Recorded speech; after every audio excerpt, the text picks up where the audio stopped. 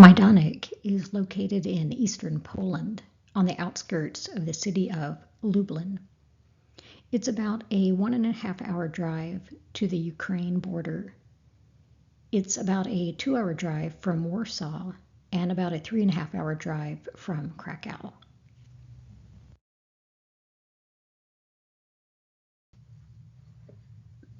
This is an aerial view of the camp today. The size of Majdanek is about the size of 80 football fields. There are two large memorials along this main road. The first is near the entrance, and we will see that on the next slide. The second is at the far end and is the mausoleum. We'll start our tour at the entrance and then make our way over to Barracks 41, where the gas chambers are. From there, we'll go down a path and cross over Field 3 as we make our way down here to the crematorium and mausoleum.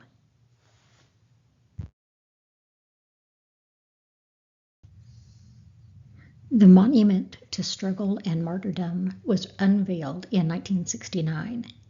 It consists of 3 parts.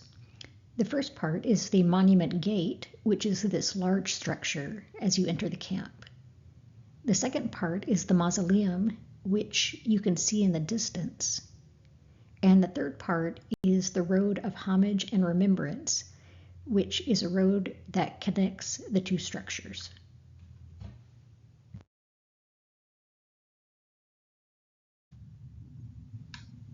The construction of Majdanek began in 1941.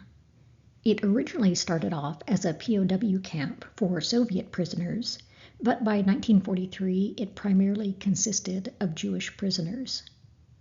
There were around 100 barracks in Majdanek, which were each designed to hold about 200 people.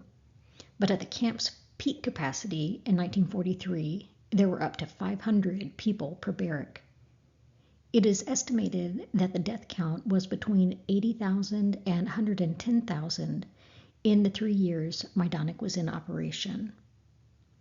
The camp was the first of the camps to be liberated by the Soviets, and that was in 1944. The photo on the left is of one of the guard towers that line the perimeters of the camp. The photo on the right is of some of the fencing that was used to surround the camp and was also used to divide the camp into sections. The area 5 meters, or about 16 feet, from the fence was known as the death zone. If a prisoner walked into that space, the Nazis assumed they were trying to escape, and they were shot without warning.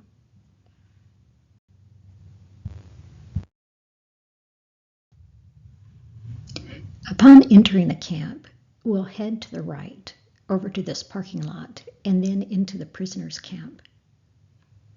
From the vantage point in this second photo, we're at the entrance of the prisoners' camp, and we're about to enter and make our way over to Barrack 41, which can be seen over here on the right.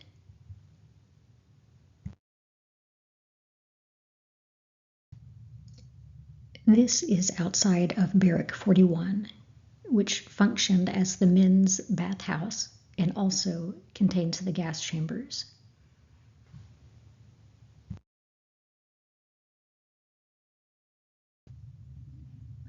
Here is the entrance to Barrack 41, where men were taken when they arrived to the camp.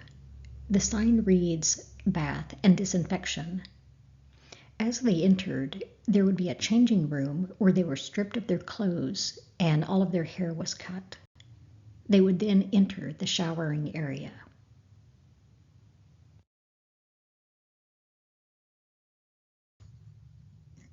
As they entered the showering room, they were made to climb in these concrete basins that were filled with a disinfecting solution. According to camp survivors, sometimes the Nazi soldiers would beat men and try to hold their heads underwater.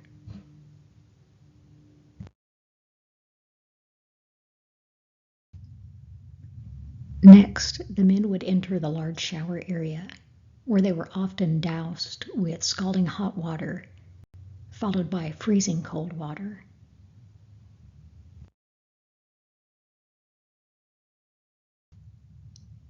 In this photo, you can see the concrete basins along the back wall and the large open shower in the foreground and the shower heads along the ceiling.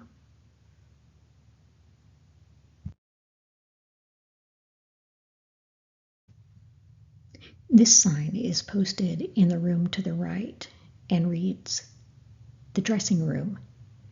The room was adapted to activities related to disinfecting clothes with Zyklon B. The poison was sprinkled on the floor and activated by means of heated air supplied to the interior with pipes built into the wall. The residual gas was released through the ventilation shafts in the ceiling. Thus, decontaminated clothes were stored in the adjoining room, where Zyklon B cans are now displayed, which you can see here. The bluish stains on the wall and ceiling are residue from the Zyklon B.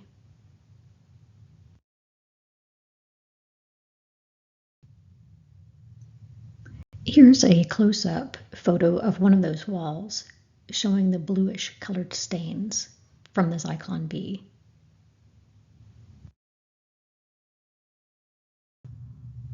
This is a photo of inside one of the gas chambers. At Majdanek, both carbon monoxide and Zyklon B were used for killing.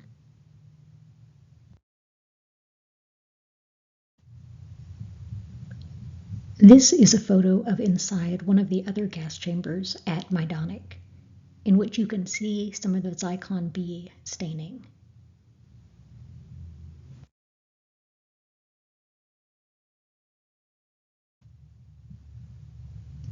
These are two of the doors to the gas chambers. Nazi guards often looked through these peepholes and took pleasure in watching men, women, and children scream in terror as they clawed at the walls, pounded on the door, and trampled over one another, all the while their lungs struggling to find air until their last breath was taken.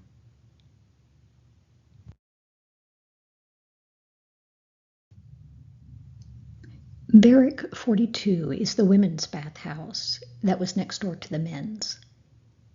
Women and children would go through a similar disinfection process. If they were selected for death, they were taken to the gas chambers we saw on the previous slides. Men, women, and children selected for work were given striped uniforms and metal tags with their new assigned camp numbers. Children were given the same number as their mother.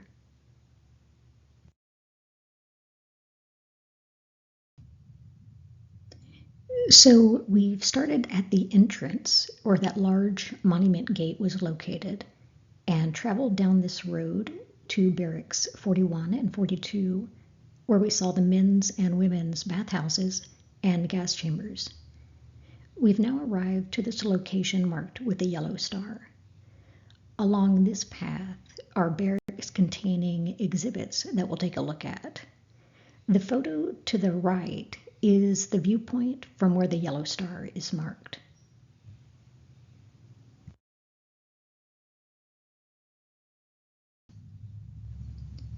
This exhibit is titled Majdanek, Past and Present. It shows photo comparisons of what areas of the camp look like during its operation and what those same areas look like today. The photo to the left shows the execution ditches in the foreground and the crematorium in the background. The photo next to it shows the present-day crematorium. And in the foreground, you can still appreciate the grooves in the ground which remain from the execution ditches.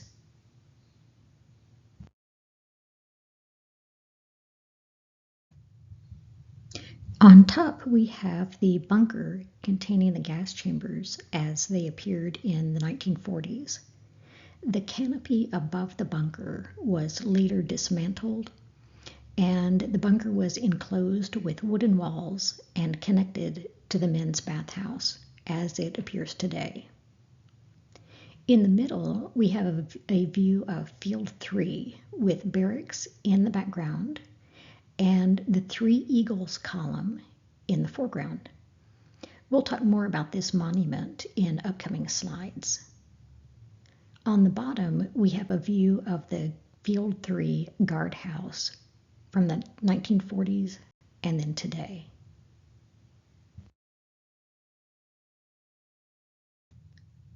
This barrack houses an exhibit of shoes, once belonging to some of Majdanek's victims.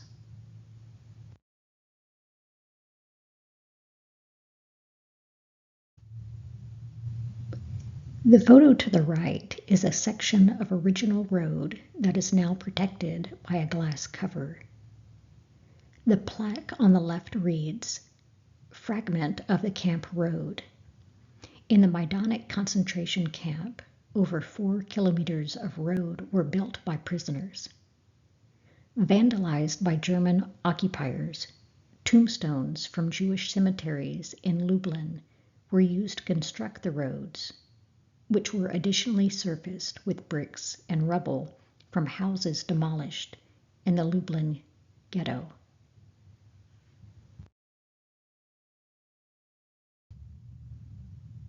This plaque reads, "Rollers for leveling roads. They were pulled by prisoners. It was one of the most exhausting kinds of work done at Majdanek."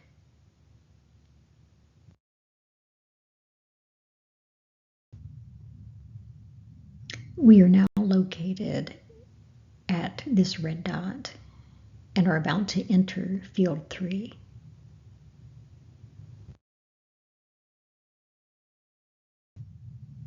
So we've made our way around and are now in Field 3, which is lined with barracks on either side. The photo on the right is from the viewpoint of the yellow star on the map. At the other end of Field 3, noted by the blue star, is the location of the Three Eagles column.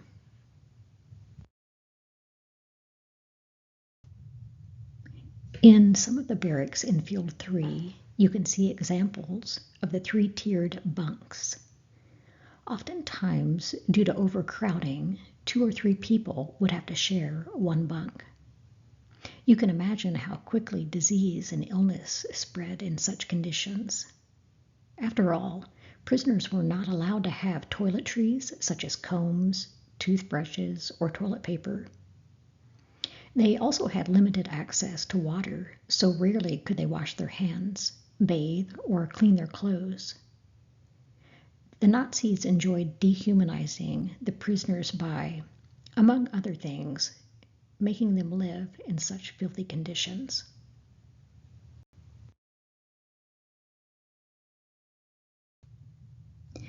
This is the Three Eagles column, which was constructed by prisoners in 1943 after being ordered to construct a statue. The Nazis were pleased with this as they thought the eagles were in honor of the German emblem, which consisted of an eagle. In actuality, the prisoners' depiction of the eagles about to take flight was a symbol of the prisoners' faith in freedom and victory. Additionally, the designers of the statue secretly placed some of the ashes of victims in the base of the column as an enduring testament of what took place at Majdanek.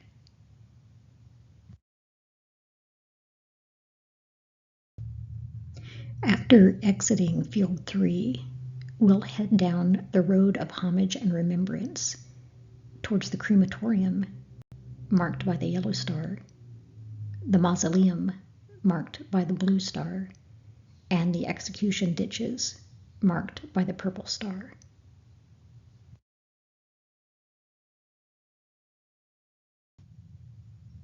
In this view, the mausoleum is straight ahead.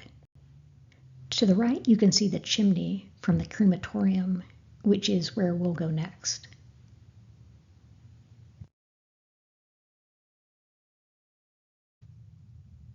Initially, there was a crematorium closer to the gas chambers, but those were taken out of commission when the second crematorium was built in 1943.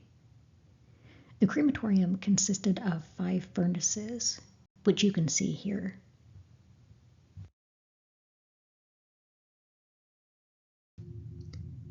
The crematorium also had this room with an autopsy table.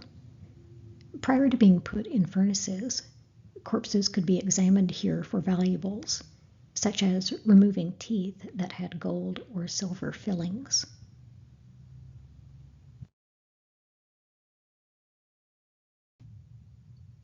In this room sits a sarcophagus. The plaque reads, "The sarcophagus was used to store the remains of corpses burnt in the crematorium around the period of July 1944. Of note, this is about the time that the camp was liberated by the Soviets.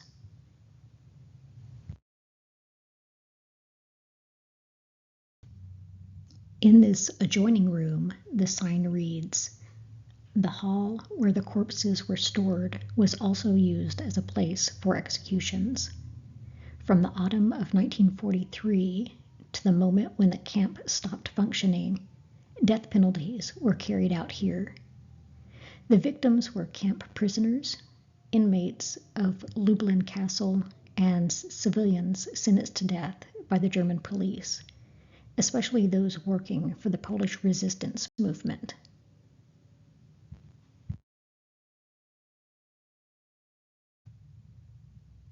The strikingly massive mausoleum sits a short distance from the crematorium.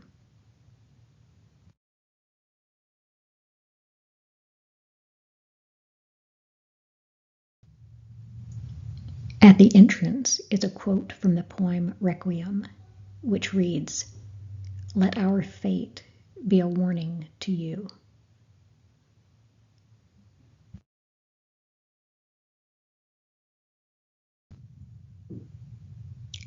After the corpses were cremated, the ash was mixed with soil and made into a compost that was used to fertilize fields. The Nazis did this as a way to hide the evidence of their crimes. When the camp was liberated in 1944, approximately 1,300 cubic meters of compost containing ash was found in mounds around Majdanek. Let's try to put that into context. How large is 1,300 cubic meters? Well, a meter stick is very similar to the length of a yardstick. If you had a cube that was 1 meter on every side, that would be a cubic meter. And that cube could hold 264 gallons. If you had 1,300 of these cubes, that would be called 1,300 cubic meters, which could hold 343,200 gallons. That's the amount of compost with human ash the liberators found. That mixture is now contained within the mausoleum.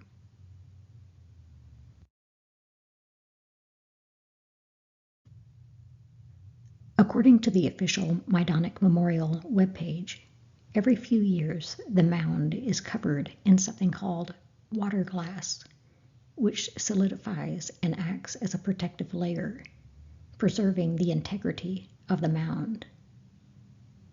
To give you an idea of the size of the mausoleum and how massive it is, look at how it dwarfs this group of visitors.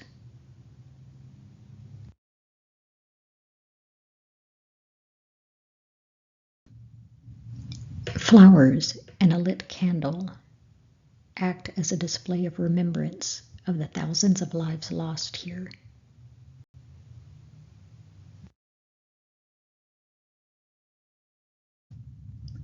Behind the mausoleum lies the execution ditches. In this photo, you can see the back of the mausoleum. With the snow, it's kind of hard to appreciate, but you can kind of see the grooves in the ground, outlining where the execution ditches were dug.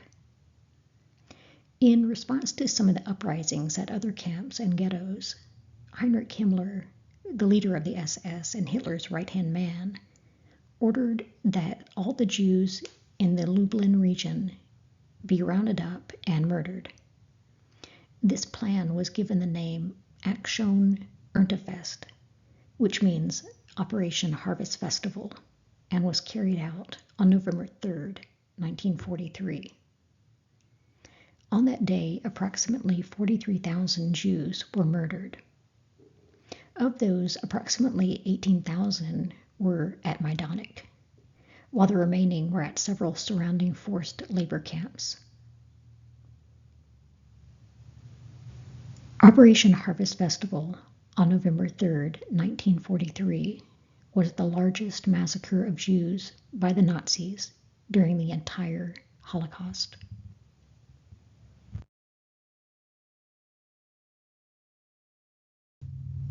Here's a closer picture where you can make out the grooves from the ditches. Rotations of prisoners spent 3 days working day and night, digging 3 rows of ditches. Each ditch was about 100 meters long and about 2 meters, or 6.5 feet, deep. There are reports that Polish citizens who lived on the outskirts of the field would look out their windows or sit on their roofs watching the executions take place. The Nazis put up loudspeakers that blared out music in an attempt to drown out the sounds of the gunfire that started in the morning and lasted into the evening. In this aerial view, you can see the mausoleum, and you can better appreciate the outline of the 3 execution ditches. On the morning of November 3rd, Jews were made to strip nude, and in groups of 10, they were forced into the ditches. They were then made to walk all the way to the end of the ditch and told to lay down. Nazi soldiers standing above would then shoot their guns, riddling the bodies with bullets. Next, another group of 10 were forced into the ditch and had to walk to the end and were told to lay down on top of the Jews that had just been executed. Then they too were met with an array of bullets. This process was repeated throughout the day so that the corpses were stacked neatly to the brim along each of the 3 100-meter ditches.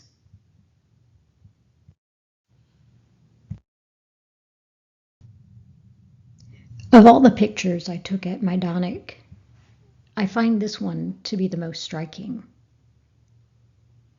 Rays of light shine from above, giving light to the darkened ash below. The massive concrete dome envelops and cradles the remains of thousands whose lives were senselessly taken and whose testament is now protected for eternity.